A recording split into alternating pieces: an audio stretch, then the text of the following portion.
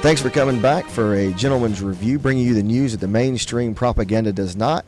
And joining me for round two is Joe Wolverton. And we've got into some of the folks that not only does the mainstream media doesn't talk about it, they've been these people have been scrubbed from, I guess, academia and from the history books, and these are the folks that our founding fathers were reading so that we can understand what they wrote better and the mindset they had to fight against tyranny for liberty. And so thanks for coming back, and let's just get right into it for part two of the Founder's Recipe for America. Lovely. Thank you, sir. So, one of the things I like to do, and I give this people sort of like a challenge, is if there's a book that I wrote, The Founder's Recipe, that goes along with this. But it's something I say in the book, and it's a little challenge for people, is try to find, after you've studied the words of these men that the Founding Fathers quoted all the time, try to find, echoes of those in the writings of the founders. Do you know what I'm saying? Without when one of these guys isn't quoted, because sometimes they'll use a phrase, they'll just copy and paste sections from one of these guys, and we'll say, for example, I'll give you a real easy example, and that was on the end of our last session when I talked about Trenchard and Gordon. So Benjamin Franklin wrote a series of letters under the pen name Silence Dogood. Now, you will find today that history professors and writers will say Silence Dogood wrote, Benjamin Franklin wrote as Silence Dogood, and they'll quote it. And all he did, word for word, verbatim, lifting of one of Cato's letters. And I'm not talking like rephrased it or a couple. No, he boosted the whole thing and then signed it Silence Dogood. Now, why? Not because he intended to pass off a lie or plagiarism, because Benjamin Franklin assumed that when people read this, they were so familiar with Trenchard and Gordon that they would know what they were reading, right? That isn't true today. So today you have people, and they'll read this, and they'll be, oh, Benjamin Franklin was so, you'll see it on Facebook all the time. And every time I see it, I have to be that guy, and I go in the comments, I'm like, here's a link to the original, but. So, it's nice to find it's nice to have that feeling when you're reading something the founders wrote and you're like, yeah, I know who said that first. I know where you read that. So, next up on our list of, like Arthur said, guys that have been erased from our curriculum and from our cultural memory is a German man, Samuel von Pufendorf. Now, the von, it's an honorific title. The King of Denmark gave him that title, or King of Sweden gave him that title for service. Samuel Pufendorf was his name. He's a German young man whose dad was a Lutheran pastor, got run out of their house, chased out of their house by Catholic armies, because it was a process all the time, right, in Europe, the Catholics versus the Protestants. And so he was a young man who knew a lot about suffering for his faith, and he talks a lot about it. He writes, this guy, Arthur was telling me about it, I was recommended to him. This guy writes, I don't know how many books he's written, maybe 7, 8, maybe more, and every one is just really classic. And the one the Founding Fathers referred to is not even reprinted anymore. Well, it's reprinted in facsimile, but not even reprinted in modern type anymore. But he wrote this book to teach the subject called natural law to freshmen at the university where he was hired as a young professor. His boss said, no freshman's going to read 1,500 pages. Distill that down. So he distilled it, and the book that we have and that the Founding Fathers had, that's the distillation, is called The Whole Duty of Man According to the Laws of Nature. And in that, because the other one's called On the Laws of Nature and Nations, the big one. And in this, guys, I'm going to tell you the honest truth. First time I read the big one of the Law of Nature and Nations, I underlined so much in that book, it would have been easier for me to underline the parts I didn't want to underline. It looked like I had bled all over the page or so much, because I use a red pencil. it looked like I'd bled, because he writes this stuff and you're just like, boom, because we've never been taught these things. So one of the ones that, and there's so many quotes, guys, The Whole Duty of Man, read that book. You seriously, you'll be like, every page is just going to be just highlighted. But one of the quotations that I use of him in the presentation, he says, now he's talking about, he's looking back at history. Sorry about that. He's looking back at history. And he says, why were there always these formerly self-governing societies, but none of them are left? What happened? And so he begins to describe what happened, how they degenerate. And he says, being divided into factions, that is to say, political parties, they are more concerned to ruin their rivals than to follow the dictates of reason. If you don't see that we live this today, you're not paying attention. Because Republicans have one job, ruin the Democrats, and the Democrats have one job, ruin the Republicans. The truth is just a casualty of that war. Because whether it's good, bad, or indifferent, Republicans don't want Democrats to win. Democrats don't want Republicans to win. And they use machinations. They use, rules. They use all sorts of things to make it where they have every opportunity to, as Pufendorf says, ruin their rivals. Just embarrass the other party. That's job one. Don't let them get a yard, right? That's, even if what they're saying happens to be true, don't admit it. I read this morning, they were asking Mike Johnson how he was going to justify not allowing the votes on the Epstein file to be held. And he said, well, we're going to tell them that we don't want to make it a political issue. The Democrats are making it a political issue. We're going to go home for the month of August, and the president is going to release more stuff, because if we did it right now, it's just a political issue. And that was it. Well, political issue or not, we were promised transparency, and we're not getting it. And that's because the Republicans don't want the Democrats to be able to go home in August and say, did you see whose name? Or, now mind you, there'll be just as many Democrat names, if not more, right? We know that. But ruin your rival. Don't worry about what's true and what's not. Just get the other party. Hugo Grotius. Now, Hugo Grotius is actually a Dutchman, who our founding fathers loved the Dutch. I'll tell you that for free, boy. They loved Holland. And his real name is Hugues de Groot.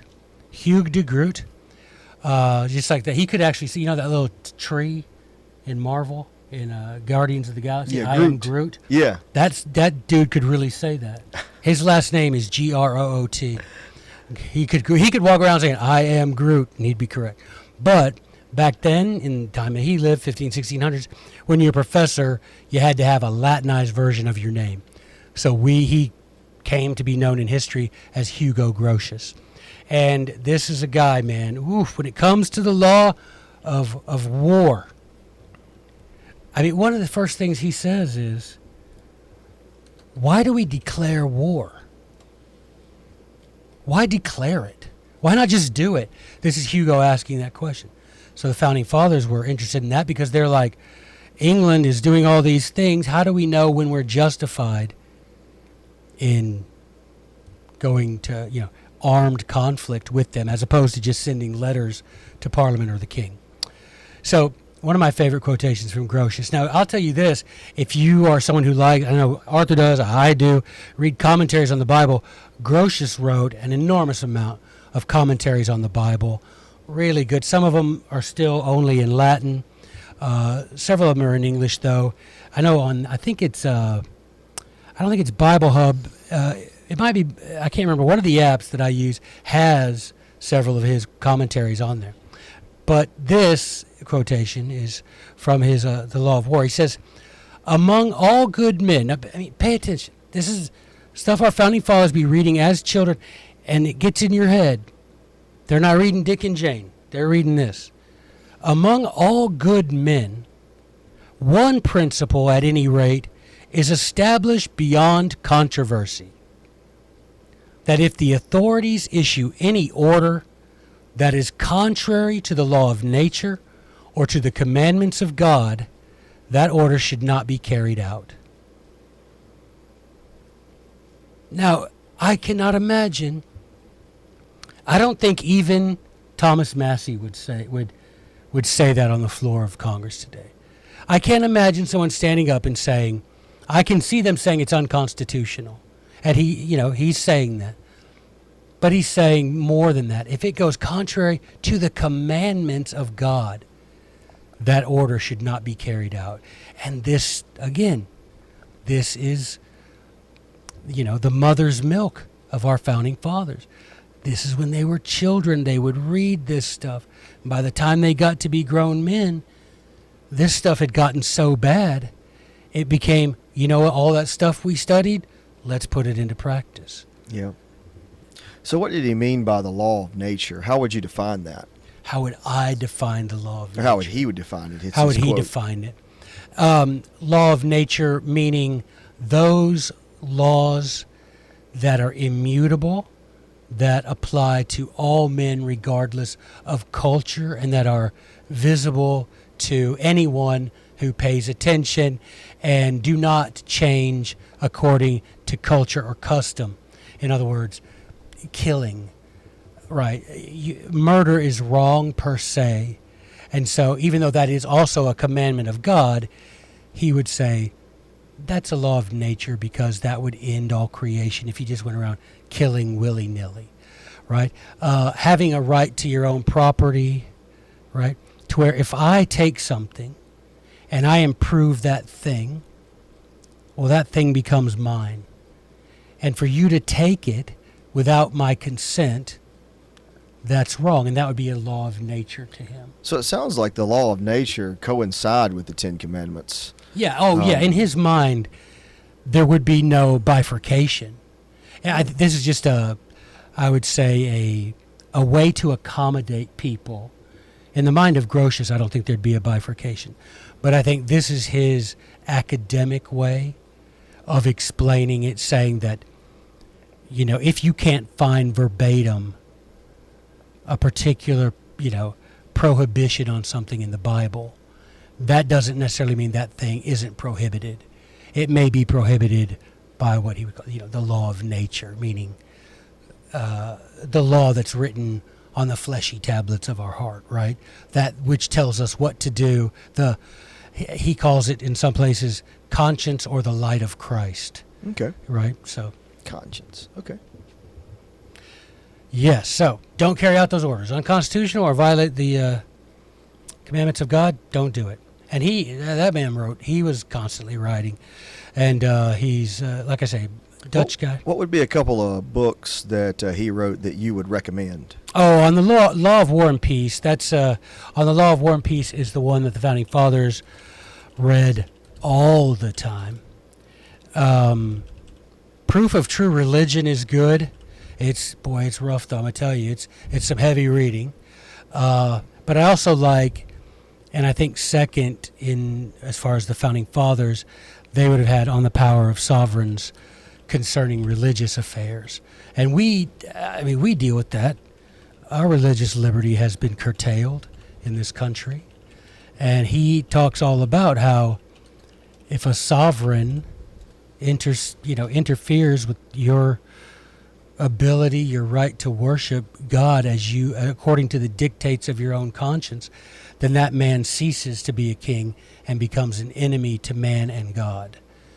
I mean, pretty straightforward. But the Founding Fathers, the one they quoted more than anything is on the Law of War and Peace, which explains when it's justified to go to war and what peace is, and it's not the opposite of war. So what about bombing Iran? Was that lawful or unlawful? Oh, definitely unlawful. Definitely unlawful. Yeah, definitely unlawful. Next up is our first, I think that's our first ancient guy in the list, is Tacitus, Roman historian Tacitus. Tacitus wrote the Annals of Rome. He wrote the Histories of Rome. And he wrote a little observational book about Germany called Germania, which is essentially the same Germany that we know today, but composed of tribes. So if you're English or German, it's your ancestors from about AD 90. And he goes up there, and in his book, and you can read it, it's called Germania, and it's real little, and I'd recommend it because it's filled with so much good observation. In fact, on my podcast, I have a whole series. I think it's a 6-part series on Tacitus's Germania, because there's so much that applies to us today. But he says, for example, that in these German tribes, some of them had no written law. That he would ask, what's your law? They didn't have any written law. What do you mean? What's my law? Where's your law code? We don't have a written law code. We all believe the same things. We all know what we believe. We reinforce them in the home. That's enough for us. What do you mean, write it down? That doesn't make any sense. Now, you're talking AD 90, right? And they were still pagan in Germany. And so they said, we don't write stuff down. We believe the same things. And so Tacitus says, the virtuous need no law. I don't have to be told not to kill. I don't have to be told not to steal Arthur's stuff. I'm not going to do it, regardless if there was a law against it or not. I wouldn't do it. And so he says, then, turning his sights back to his home country in Rome, he says, in a country where corruption abounds, laws must be very numerous. So you're a corrupt society, says Tacitus, if you've got innumerable laws. And in this country, I guarantee you no one has a count of all the laws, in giant air quotes, all the laws that we're supposed to live under. Because everything is regulated, literally everything. How high your stairs can be in your home, right? How many rounds of ammunition your magazine can hold. I mean, but what kind of light bulb you can use. I mean, you know what I'm saying? And why is that? Because we're a corrupt country. We don't believe the same things anymore. We don't support those beliefs at home anymore. We don't make sure our children, we send them out to strangers for 12 years. It's like that famous thing, we send them to Rome to school and wonder why they come home praising Caesar. Yep. That's what's going to happen. Yeah. As sure as day falls night, you're going to send your kids off to strangers. My mom and dad, and I love them and they loved me and they were good parents. They couldn't have told you where my teachers lived. They probably didn't know anything more than their last name. They could have told you where they went to church, where they went to college, where they were from. They didn't know any of that. But here they were telling me, do what your teacher says, obey your teacher, do good and get an A. And so, but we all do that. 90-something% of us in this country. We hand our kids off to strangers, and then we come home and we're like, what happened to our country? I think that's a pretty easy answer, Slick. I think that's, for 5 generations, we've been handing off our kids to strangers to teach them. And then we're like, well, we got to reform education. No, we got to reform our hearts. Education will take care of itself once we do that. And that's the other thing. Somebody said, well, educational system's broken. And I said, nope. It's running exactly how it needs to run, or how it's designed to run. It's the least broken thing. They are very well designed to do what they wanted to do. And you know what? It's interesting, and maybe you've done it, Arthur, and I would encourage y'all to do it. You can go back and you can find on Google speeches made when the states were passing laws accepting federal mandates on education. I'm talking 1860s, 1870s, 1880s. And you'll find the one I particularly am just astounded by is by the governor of New York when they're trying to pass theirs in the 1880s. And he gets up and in front, and it's a public speech where he's promoting the creation of this New York Department of Education and the public school system in New York in the 1880s.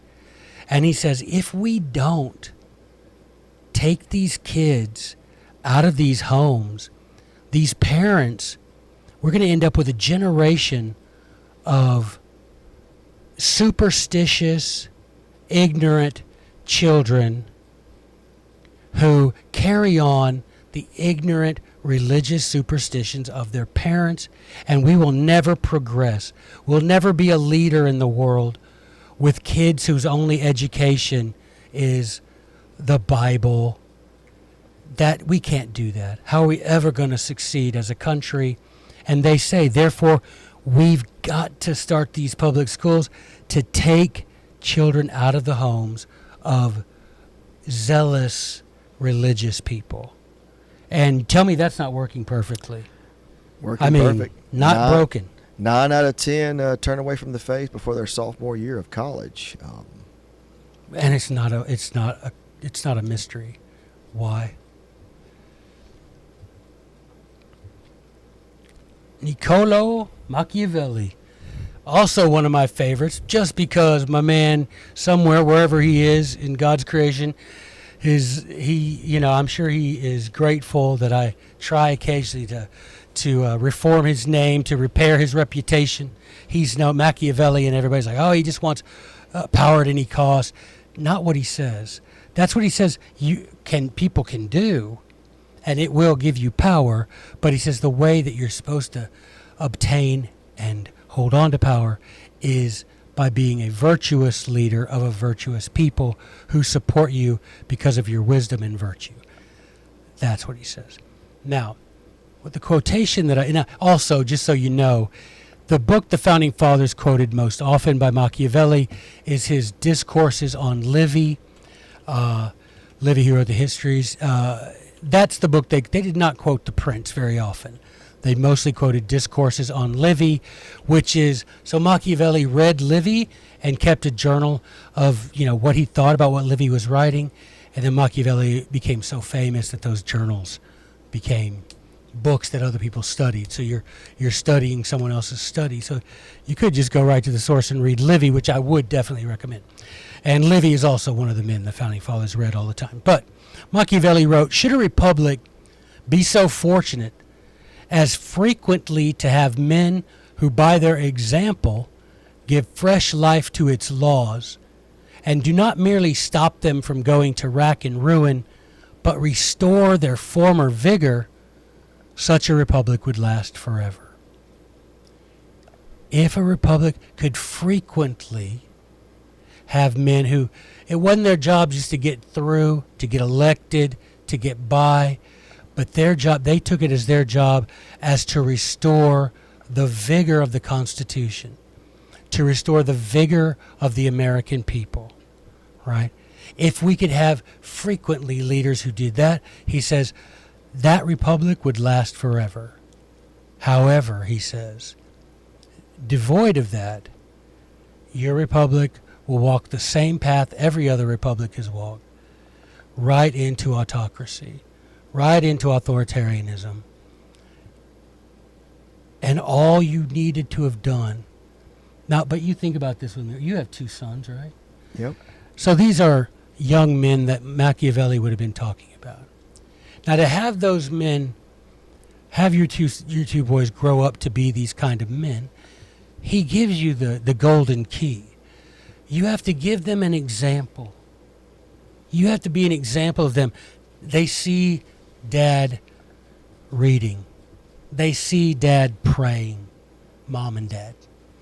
They see y'all praying. They see you reading. You get them up, you go to church with them on Sunday. All of this, right? They see you study, right? That gives them an example. And if you could do that and every generation continue that on, then that republic would last forever. But again, the Marxists who came over from Europe and took control of our country, Their goal was to destroy the family. And again, they've done a great job of that, right? They have done a magnificent job. And so we rarely have frequent examples of men who return vigor, the former vigor of a republic. It just doesn't happen. So what happens to us? We're walking that road toward authoritarianism. Machiavelli, The Prince, Discourses on Livy, and The Art of War. The Art of War also not regularly referred to. I think you'll find that John Adams is the one who referred to The Prince more than any of the other ones. But Emmer DeVottle, oh man, he was just a guy that I love him. I love the way he writes. I love the fact that George Washington loved his book so much he kept it and didn't return it. And the New York City Library a few years ago made a press conference. They'd found this book when they were doing repairs on Mount Vernon. They'd found this book, and they sent Mount Vernon, not real, but pretend, they sent a bill for something like $330,000 in late fees that George Washington owed because he checked out this book by DeVottle and didn't return it on time. And Benjamin Franklin says every member of Congress carried his own copy of DeVottle every day because Emmer DeVottle is the place they learned to how republics should come together and form a confederacy. Because that's what, even in, like Federalist 39, our founding fathers were not intent on creating a nation. They were intent on creating a confederation, a union of 13 at that time, sovereign independent republics. And that's Federalist 39 explains that. And so Emmer DeVottle's book goes about explaining how these independent sovereignties can work together in a confederation. How can you do that? And so the congressmen carry their book with them so that when they talk about these issues they have in common, they can double check with the things they've read in DeVottle. And DeVottle says, and this is again, every page, guys, could be a quotation. I'm not exaggerating. You will find something you want to share with somebody on every page. This is the one I chose lately. We see too many base and ambitious souls for whom the state of a rich and decorated slave has more charms than that of a modest and virtuous citizen.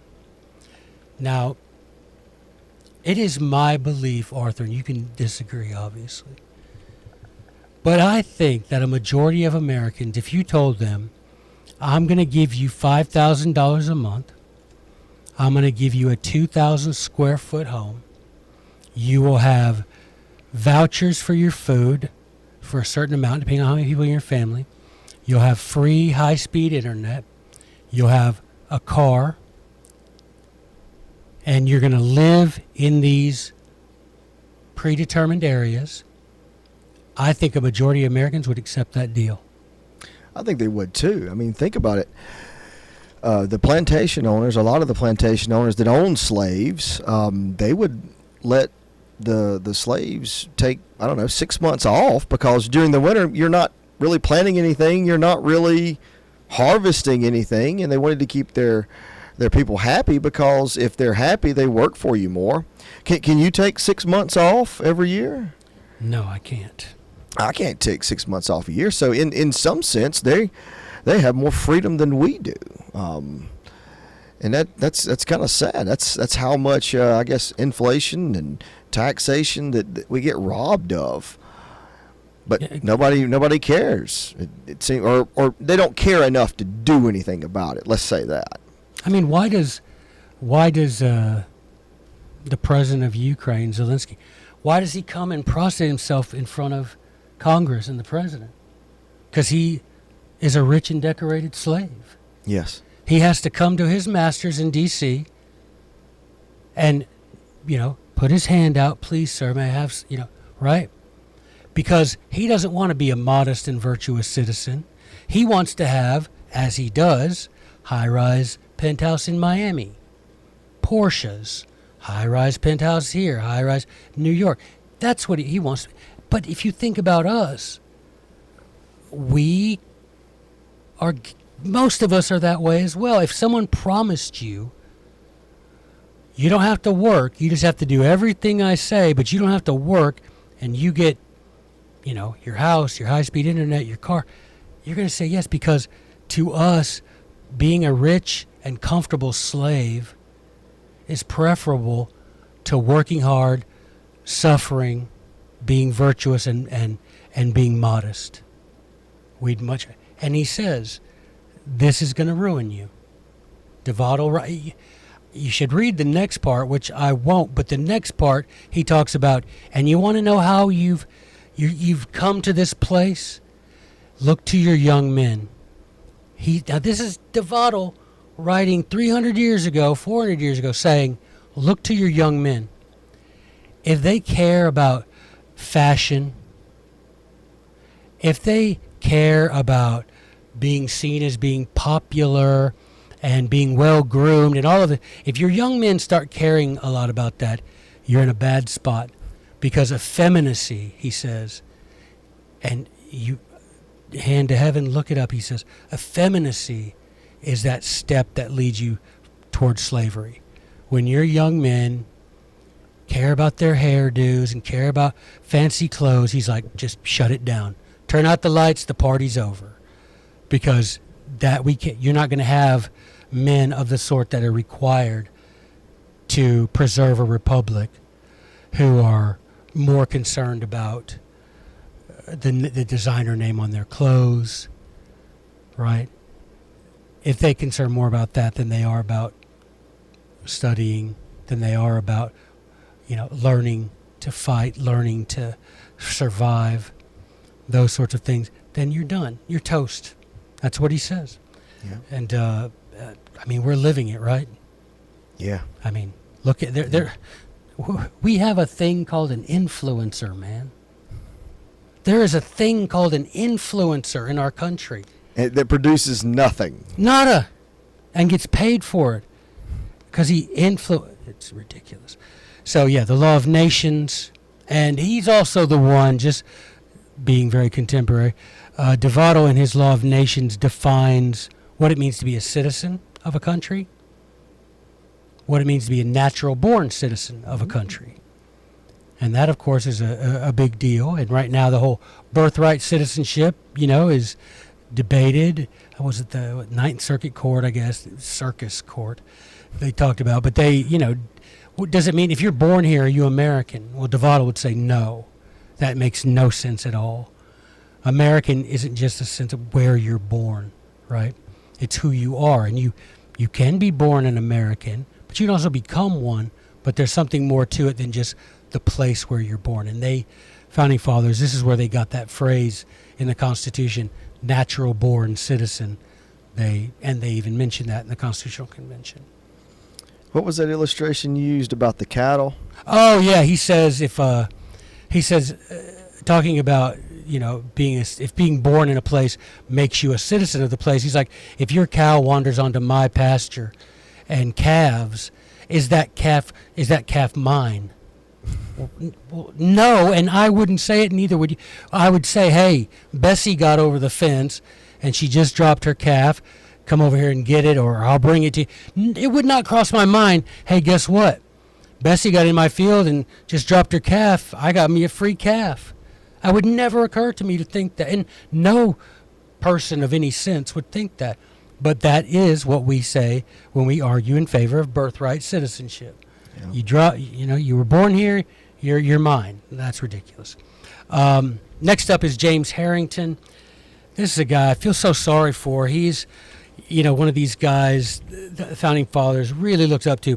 Mercy Otis Warren. If y'all have never read the history of the American Revolution written by Mercy Otis Warren, who gave 3 sons and a husband to that cause of the revolution. If you've never read it, you need to. Thomas Jefferson cried when he read it. He reports that he wept when he read it. It is, it's just jaw-dropping. And one of the things she says is that she was afraid. She says, I'm afraid that once having obtained our independence, we're going to get lazy and rich And we're not going to have men willing who understand that death is sometimes preferable to life, that to die on your feet is better than living on your knees in subjection, not in prayer. But she mentions Harrington and Sidney. Now, those are two names that would mean nothing to us.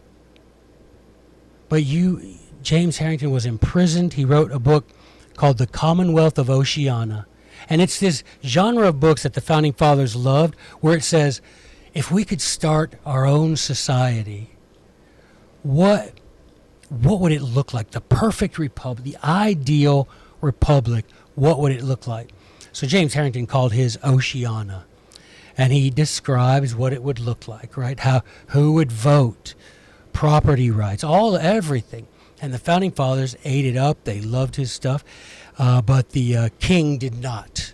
Wonder why? Yeah, I can't imagine what he had against him, but locked him up in prison, kept him malnourished, and he lost his mind.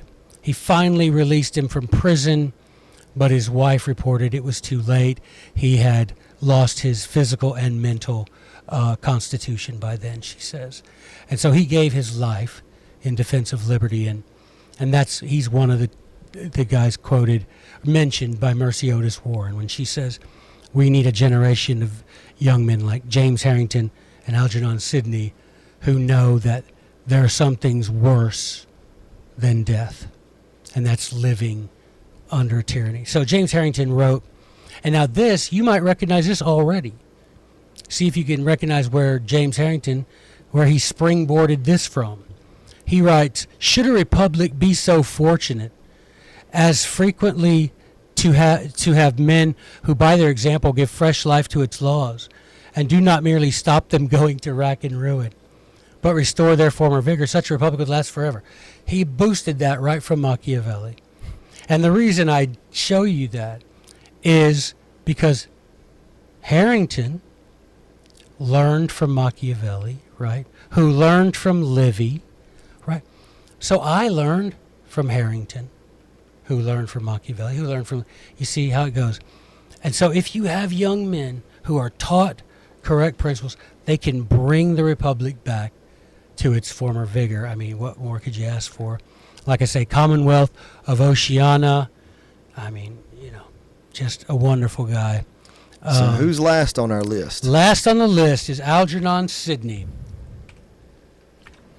Now, this is my favorite of the guys. Mr. Sidney wrote a book called Discourses Concerning Government. And in that book, which if you read it, I suggest you have your Bible ready because he quotes scripture like crazy. He explains how God made men free, and men can freely contract with each other to create whatever government they see fit, that ultimately Jesus is the king, and whatever you do, do it, but recognize that Jesus is the king. And he does not, as he says, Jesus is, there is no other way. And so I don't need a king to pretend he's my father the way God is. I don't need that. And so he writes that for the king to say he's God's chosen vessel, well, what if the king got that power through fraud, through violence? Are you saying that God justifies that God agrees? No, right? So he says you've got to realize that the people have liberty given to them by God to choose a government of their own choice, and that the only source of true legitimate government is consent. Anything other than consent is force by nature, and that's tyrannical. And that book, they illegally, because even back then you had to have a warrant for a search and a seizure. They didn't have a warrant. They went to Sidney's little apartment in London. He lived outside of London. His home is still there. His family, his descendants, well, not his family. He didn't have any children, but his descendants, his family still lives in the house that they lived in since the early 1500s. And They went to his little apartment in London, found this book. They'd been tipped off by a guy, found this book, used the book as a witness, which you weren't supposed to do. The drunk judge made up a famous saying that to write is to do. That, in other words, if I write a book, that's the same as someone saying something. So the book could be used as a witness, even though the law from King Edward onward, which is the law that we adopted in the Constitution, is you got to have witnesses to separate acts leading toward treason. Well, he was illegally charged with treason, illegally found guilty of treason, and executed in 1683 on December 7th, 1683. Every December 7th, I have a live Zoom thing that I hold a memorial, because here in this country, guys, until about the middle 1850s, in all the major cities in America, December 7th, they would have a Sidney Memorial lecture by somebody. But today, no one even knows his name. And so every December 7th, I have a little thing where I'll read something from him and invite others who have found out about him to read something from him. And so, yeah, he was executed because of that. 20 years later, the execution was overturned, but I didn't do much to put his head back on his shoulders, unfortunately. Yeah. And he's a great man. The Founding Fathers admired him. They called him the patron saint of Republican government. They quote him. Thomas Jefferson said that if you don't, and Madison in a joint statement, that if you haven't read Discourses on Government, you do not understand why we fought the War for Independence.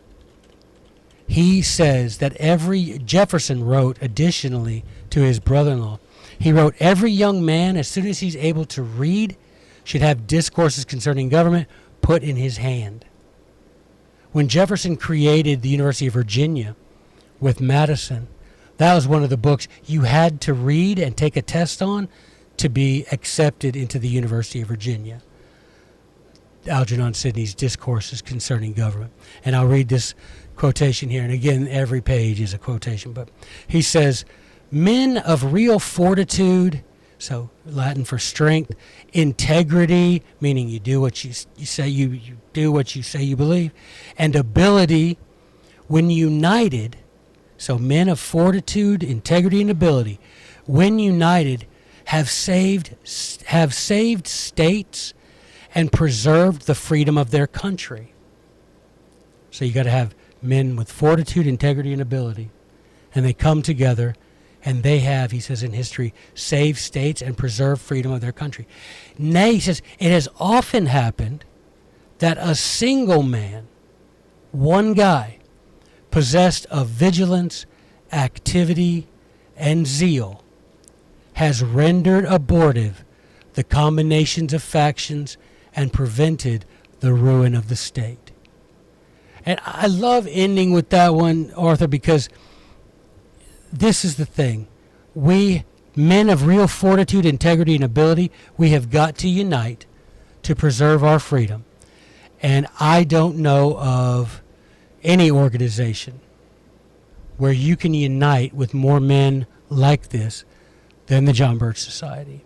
We've been doing it for over 6 decades, doing it correctly. Now we're finally getting our due, right? Finally people admitting that we were right all along, right? Everything we had stuffed under that tinfoil hat was true. Finally admitting that. So you go to jbs.org. Please, we need all y'all out there, all men of real, and women today, of real fortitude, integrity, and ability. Unite together so we can save our states, South Carolina, Tennessee, wherever you live, that we can save these sovereign states, and that we can preserve the freedom of our country. Well, I don't think I could have said it better.